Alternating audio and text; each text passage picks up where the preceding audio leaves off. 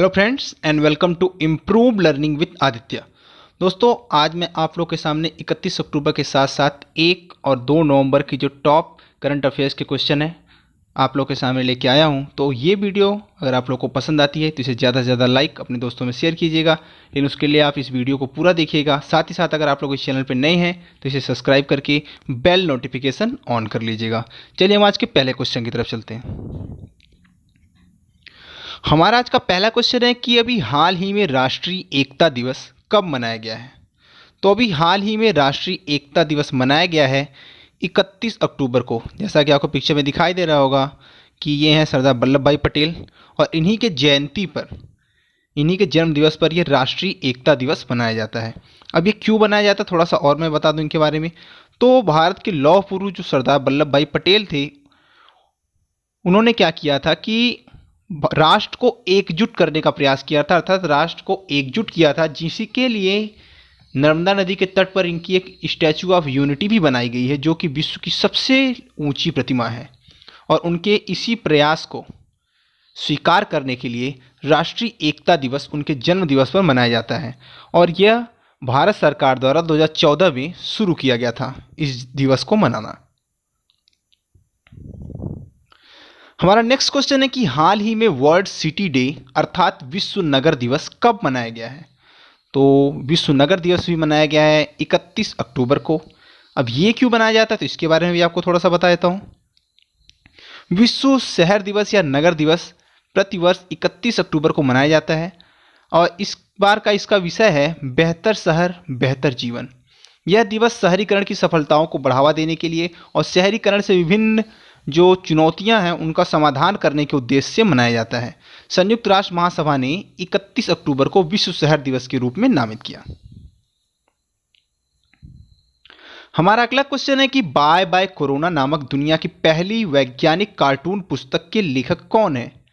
तो bye bye corona नामक दुनिया की पहली वैज्ञानिक कार्टून पुस्तक के लेखक हैं डॉक्टर प्रदीप श्रीवास्तव। अब इस पुस्तक में क्या बताया गया उसके बारे में बता दूं कि 220 पन्नों की इस पुस्तक में नोवल कोरोना वायरस महामारी, इसके लक्षण और सावधानियों के माध्यम से इसकी रोकथाम के बारे में व्यापक जानकारी दी गई है। साथ ही साथ बाय बाय कोरोना में art of living with corona virus. आपको पता है कि अब जो आगे का जीवन है या मैक्सिमम जो समय है वो इसी तरह से कोरोना वायरस के साथ ही ज़्यादा संभावना है कि इसी तरह से हमें आगे की लाइफ भी बितानी है। तो इस चीज़ को कैसे हम डील करेंगे और कैसे कोरोना वायरस के साथ लाइफ आगे बढ़ेगी, इसके बारे में बहुत दिलचस्प उन्होंने तरीके से समझाया है, जिसमें जीवन में वायरस से निपटने के तरीकों पर प्रकाश डाला गया है, और यह अधिक समय तक आपके लिए कार्यरत हो सकता है, क्योंकि अभी कोई भी ऐसी वैक्सीन तो बनी नहीं है। तो इसके लिए आप किस तरीके से इसके साथ अपने बचाव के साथ साथ आप कैसे अपनी लाइफ को आगे बढ़ा सकते हैं, इसके बारे में इसमें बताया गया है। यह पुस्तक पाठक को डराए बिना घातक महामारी की चुनौतियों के परिप्रेक्ष्य अंतर्दृष्टि प्रदान करती है। इस पुस्तक का मूल उद्देश्य है कोविड-19 से लोगों को बेहतर तरीके से अवगत कराना। मतलब आप इस पुस्तक को पढ़ोगे तो आपको कोविड-19 के साथ लड़ने और उसके बारे में और अधिक जानकारी प्राप्त होगी। हमारा नेक्स्ट क्वेश्चन है कि हाल ही में विश्व का सबसे बड़ा प्लास्टिक कचरे का निर्माता देश कौन सा बना है। तो अभी अमेरिका विश्व का सबसे बड़ा प्लास्टिक कचरे का निर्माता देश बना है। बात करें अमेरिका की तो कैपिटल है वाशिंगटन डीसी। राष्ट्रपति हैं वर्तमान में डोनाल्ड ट्रंप, लेकिन वहाँ पे चुनाव चल रहे हैं राष्ट्रपति के, तो इसके बाद नए राष्ट्रपति के बीच में एक तो डोनाल्ड ट्रंप है और दूसरे जो उम्मीदवार हैं वो है जो बिडेन।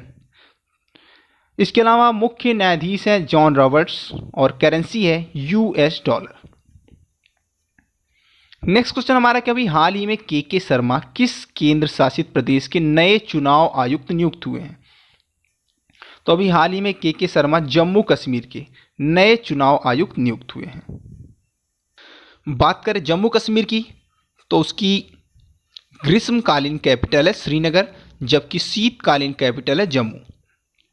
उपराज्यपाल है मनोज सिन्हा, इसके पहले गिरीश चंद्र मुर्मू थे, और कुल जिलों की संख्या है 20, और स्थापना इसकी हुई थी 31 अक्टूबर 2019 को, जब ये पूर्ण राज्य से केंद्र शासित राज्य बना था। जनसंख्या घनत्व यहाँ का 240 व्यक्ति प्रति वर्ग किलोमीटर। नेक्स्ट क्वेश्चन हमारा है कि अभी हाल ही में किस राज्य में सुमंगल तथा छात्रवृत्ति वेब पोर्टल लॉन्च हुआ है? तो अभी हाल ही में उड़ीसा में ये सुमंगल तथा छात्रवृत्ति वेब पोर्टल लॉन्च हुआ है। तो इसके बारे में बता दूं कि उड़ीसा के जो मुख्यमंत्री हैं नवीन पटनायक, उन्होंने उड़ीसा राज्य छात्रवृत्ति पोर्टल और सुमंगल पोर्टल नाम से 2 वेब पोर्टल लॉन्च किए हैं। जो पहला पोर्टल और राज्य के योग्य छात्रों को सहज एवं पारदर्शी तरीके से छात्रवृत्ति लाभ प्राप्त करने के लिए मदद करेगा, जबकि जो सुमंगल पोर्टल है वह एक अंतरजातीय विवाह प्रोत्साहन का लाभ उठाने के लिए लोगों को मदद करेगा।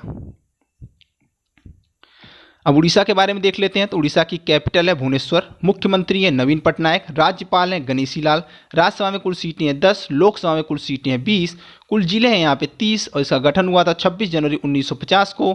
और इसके पड़ोसी राज्य पश्चिम बंगाल, झारखंड, आंध्र प्रदेश, तेलंगाना और छत्तीसगढ़। हमारा अगला क्वेश्चन है कि अभी हाल ही में केंद्र सरकार ने सैनिक स्कूलों में किस वर्ग को 27% आरक्षण प्रदान किया है? तो अभी हाल ही में ओबीसी को सैनिक स्कूलों में 27% आरक्षण प्रदान किया गया है। हमारा नेक्स्ट क्वेश्चन है कि हाल ही में किस राज्य सरकार ने स्नातक चिकित्सा पाठ्यक्रमों में सरकारी स्कूलों के छात्रों को 7.5% आरक्षण प्रदान किया है? तो अभी हाल ही में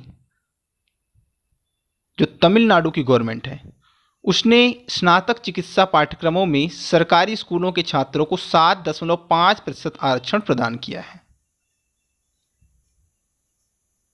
अब बात करें तमिलनाडु की, तो तमिलनाडु की कैपिटल है चेन्नई, मुख्यमंत्री है के पिलानीस्वामी, राज्यपाल है बनवारी लाल पुरोहित और पड़ोसी राज्य आंध्र प्रदेश, कर्नाटक और केरल।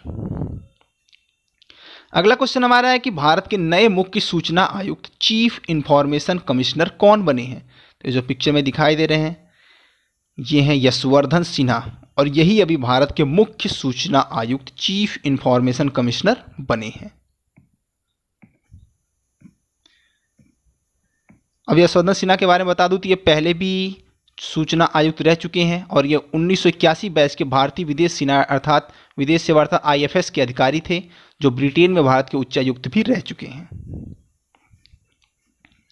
अगला क्वेश्चन हमारा कि हाल ही में भारतीय सेना ने किस नाम से एक मैसेजिंग ऐप विकसित किया है?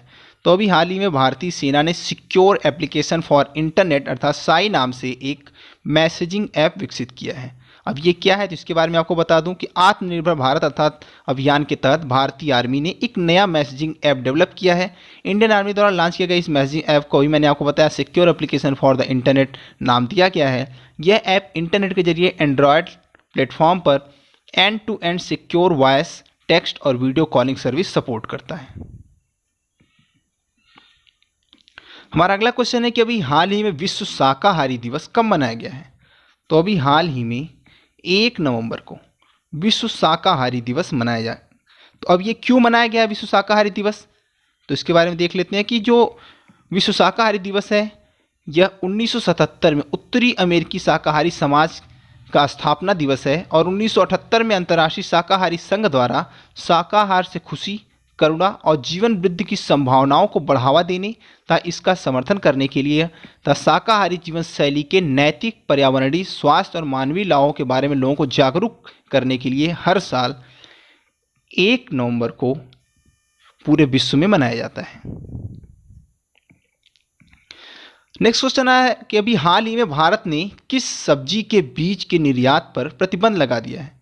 तो इसका आंसर है प्याज। अभी प्याज के जो बीज हैं उनके निर्यात पर भारत ने अभी हाल ही में प्रतिबंध लगा दिया है।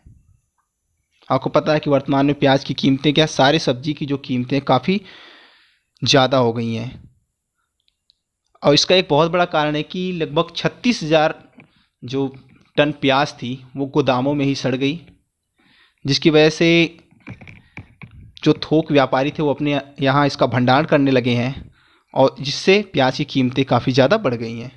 तो अभी हाल ही में भारत ने जो प्याज के बीज हैं उसके निर्यात पर प्रतिबंध लगा दिया है। हमारा अगला क्वेश्चन है कि एलियांस एयर की पहली महिला मुख्य कार्यकारी अधिकारी कौन बनी है? तो एलियांस एयर की पहली महिला मुख्य कार्यकारी अधिकारी अर्थात CEO बनी है हरप्रीत सिंह। तो चलिए हम पहले एलायंस एयर के बारे में आपको थोड़ा सा बता देते हैं। तो इसकी स्थापना हुई थी 1996 में। केंद्र इसका है अर्थात हेडक्वार्टर है इसका दिल्ली में और 2010 में इसका एयर इंडिया में विलय हो गया था। इसमें कुल 12 हवाई जहाज़ हैं और 25 जगहों पर वे जाते हैं। कंपनी का जो ध्येय वाक्य है वो है कनेक्टिंग इंडिया। इसकी मातृ कंपनी है इंडियन एयरलाइंस।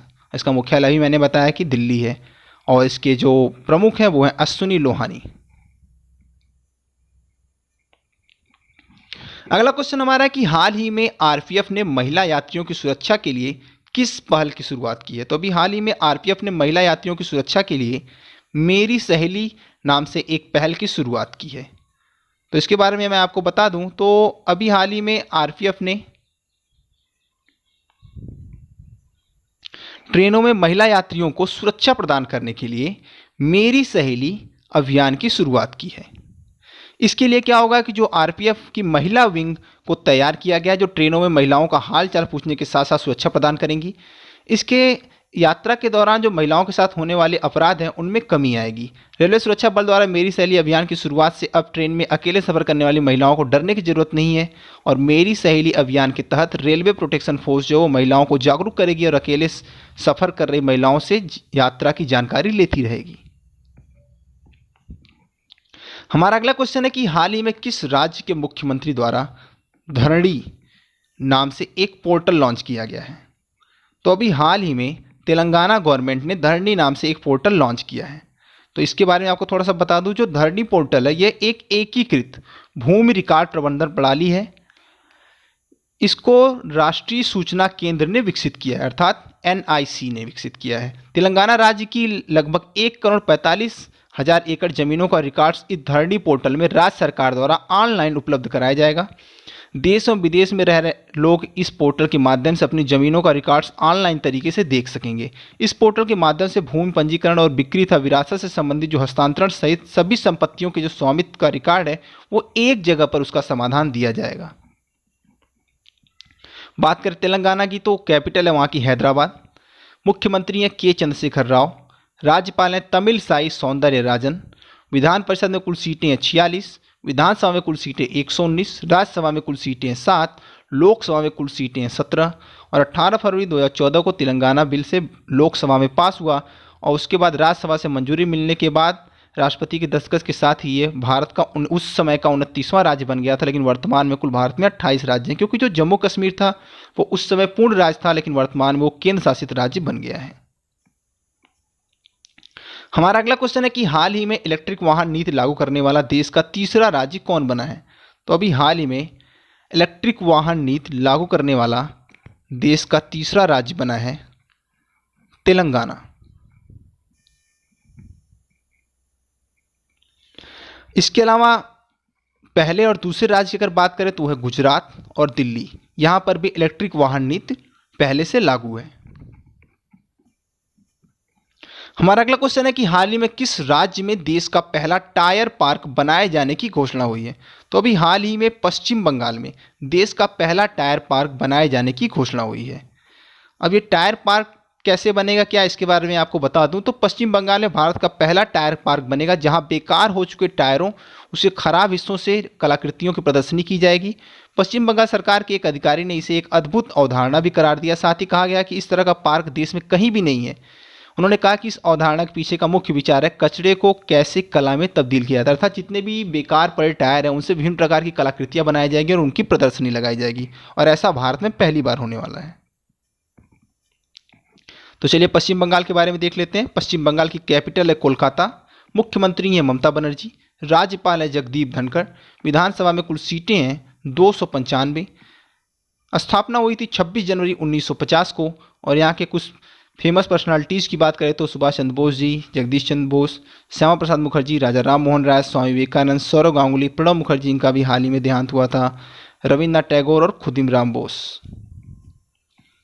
हमारा अगला क्वेश्चन है कि हाल ही में किस टाइगर रिजर्व में पहली बार महिलाओं को गाइड अर्थात पथ प्रदर्शक के तौर पर नियुक्त किया गया है। तो अभी हाल ही में जिम कॉर्बेट टाइगर रिजर्व जो है वहाँ पर पहली बार महिलाओं को एक गाइड के तौर पर नियुक्त किया गया है। आपको पता है जो जिम कॉर्बेट नेशनल पार्क है ये भारत का सबसे पुराना नेशनल पार्क है और ये उत्तराखंड में स्थित है। तो हम चलिए उत्तराखंड के बारे में देख लेते हैं। उत्तराखंड की कैपिटल है देहरादून। मुख्यमंत्री हैं त्रिवेंद्र सिंह रावत। राज्यपाल है बेबी रानी मौर्य। उत्तराखंड उत्तर प्रदेश से अलग होकर 2000 में भारत का 27वां राज्य बना था। यहाँ की आधिकारिक भाषा हिंदी और संस्कृत है, जबकि लोकल लैंग्वेज है गढ़वाली और कुमाऊनी। यह उत्तर प्रदेश तथा हिमाचल प्रदेश के साथ अपनी सीमाएं बनाता है। और नंदा देवी, जिसकी कुल ऊंचाई 7816 मीटर, यह उत्तराखंड की सबसे ऊंची चोटी है तथा ऐसा हिंदू मान्यताओं में माना जाता है कि जो गंगा और जमुना है वो यहीं से क्रमशः गंगोत्री और यमुनोत्री से निकलती है। फूलों की घाटी भी उत्तराखंड में ही है और भारत का सबसे पुराना, भी आपको मैंने बताया, नेशनल पार्क जिम कॉर्बेट भी उत्तराखंड में ही है।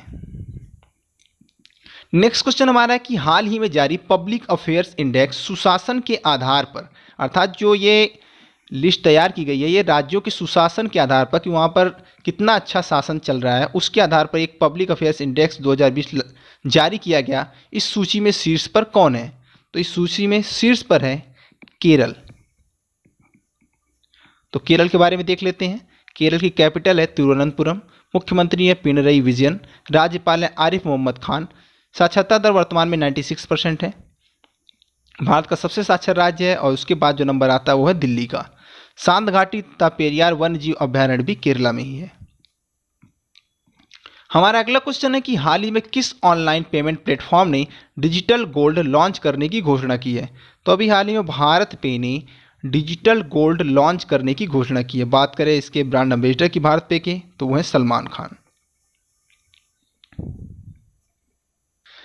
तो उम्मीद है दोस्तों ये वीडियो आपको पसंद आई होगी, तो इसे ज़्यादा से ज़्यादा लाइक और अपने दोस्तों में शेयर कीजिएगा। अगर आप लोग इस चैनल पर नए हैं तो इसे सब्सक्राइब करके बेल नोटिफिकेशन ऑन कर लीजिएगा। धन्यवाद।